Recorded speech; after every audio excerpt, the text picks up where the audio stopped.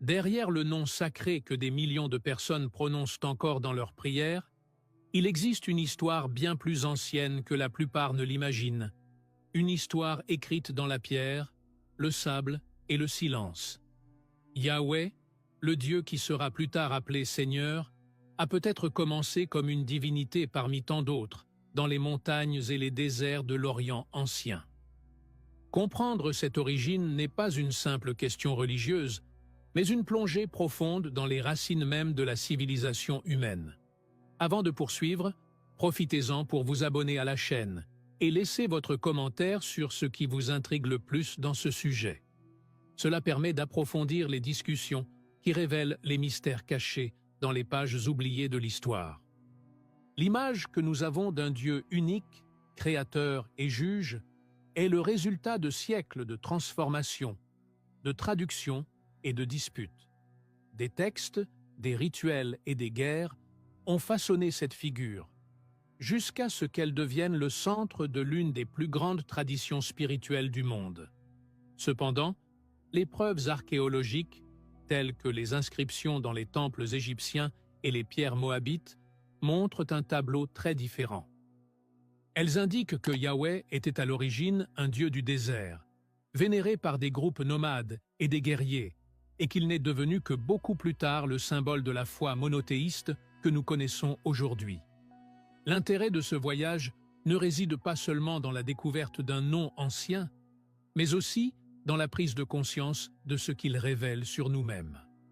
Chaque époque a réécrit sa propre version de Dieu, façonnant l'idée du divin en fonction de ses besoins, de ses peurs et de ses espoirs.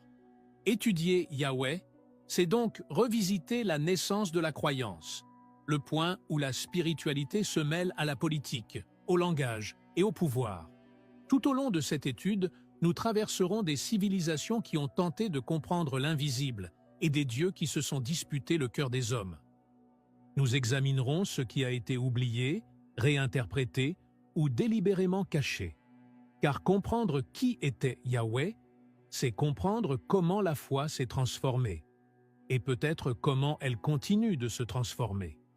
Les premiers indices qui nous mènent à Yahweh ne proviennent pas de temples glorieux ou d'écritures bien conservées, mais de fragments.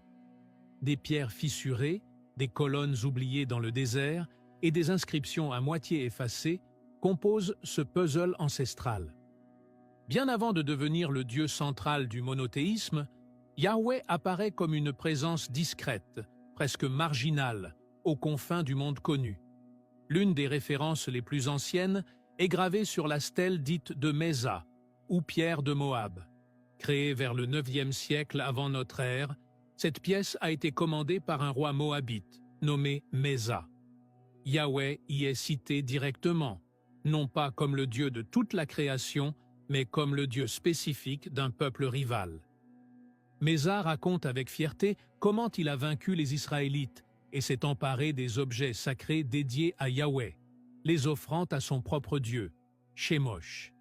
Ce récit, sec et triomphant, révèle qu'à cette époque, Yahweh n'était encore qu'une divinité locale, vénérée par une tribu parmi tant d'autres dans la région. Mais il existe quelque chose d'encore plus ancien. Des siècles avant l'inscription de Mésa, une référence curieuse apparaît, sculptée à la base des colonnes du temple du pharaon Amenhotep III en Égypte, plus précisément sur le site de Solib, en Nubie. On y mentionne un peuple appelé Chazou de Yahweh.